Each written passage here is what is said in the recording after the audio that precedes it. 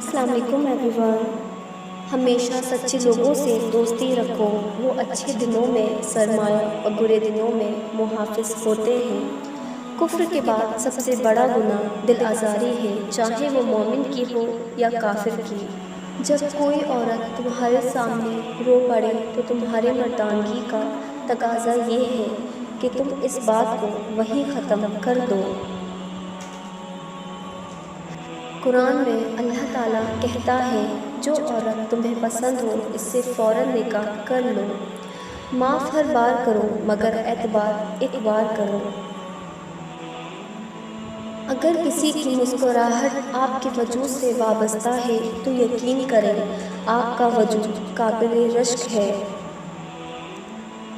بس تربیت کا فرق ہوتا ہے، ورنہ جو سن سکتا ہے وہ سنا بھی سکتا ہے۔ کچھ دروازے اللہ ہماری بہتری کے لیے بند کرتا ہے۔ حضرت عمر نے فرمایا، اچھے لوگوں کو آزمانے کی کوشش نہ کریں، ان کی مثال ہیرے جیسی ہوتی ہے جو ٹھوکر لگنے سے بہت دور چلے جاتے ہیں۔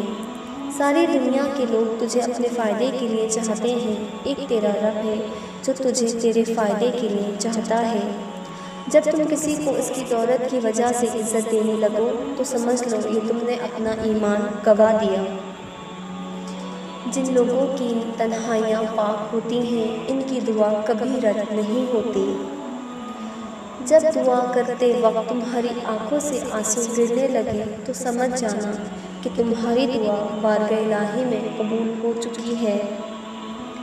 عزت سے اپنی جگہ تنہا کھڑے رہنا اس ساتھ سے بہتر ہے جو آپ کی عزت نفس کچل ڈالے۔ جب لوگ غصے میں ہوں تو ان کی بات غور سے سنا کرو، کیونکہ اصل حقیقت تب ہی سامنے آتی ہے۔ بندہ گندے برتن میں دودھ نہیں ڈالتا تو اللہ گندے دل میں نور کیسے ڈالے گا؟ 3 کام اللہ کو بہت پسند ہیں، ٹوٹے ہوئے دل کو جوڑنا، نہ چاہتے ہوئے بھی کسی کو معاف کرنا اور کسی کے گناہ پر پردہ ڈالنا۔ خاموشیاں ہی بہتر ہیں، لفظوں سے لوگ روٹھ جاتے ہیں۔ اللہ تعالیٰ کبھی 2 مخلص لوگوں کو جدا نہیں کرتا۔ جب دونوں میں سے کوئی ایک منافق ہو، اللہ کبھی مخلص کو منافق سے نہیں جوڑتا۔ جتنا زیادہ اللہ کا شکر ادا کرو گے، اللہ تمہیں اتنا زیادہ عطا کرے گا۔ مشکلات ہمیشہ بہترین لوگوں کے حصے میں آتی ہیں، کیونکہ وہ اسے بہترین طریقے سے انجام دینے کی صلاحیت رکھتے ہیں۔ حقیقت یہ ہے کہ سورج کے بغیر انسان کی دنیا اندھیری ہے اور ہدایت کے بغیر انسان کی آخرت اندھیری ہے۔ زندگی بہت تلخ ہے اور لوگ اس میں اپنے اپنے حصے کا زہر ملانا ثواب سمجھتے ہیں۔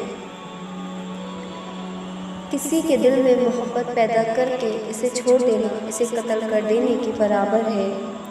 جو عیب سے آگاہ کرے وہ دوست ہے، جو منہ پہ تعریف کرے یہ دشمن ہے۔ برداشت کی صلاحیت خوش نصیب کو ہی ملتی ہے۔ اخلاق کا حسن جب انسان میں آ جائے تو وہ خالق اور مخلوق دونوں کا محبوب بن جاتا ہے۔ نماز پڑھا کرو، کوئی ملے یا نہ ملے اللہ ضرور مل جاتا ہے، اور جب اللہ ہمیں چاہتا ہے تو سب مل جاتا ہے۔ 4 چیزیں سنبھال کر رکھو، کامیابی تمہارے مقدر ہوگی۔ نماز میں دل کو، تنہائی میں سوچ کو، محفل میں زبان کو اور راستے میں نگاہ کو۔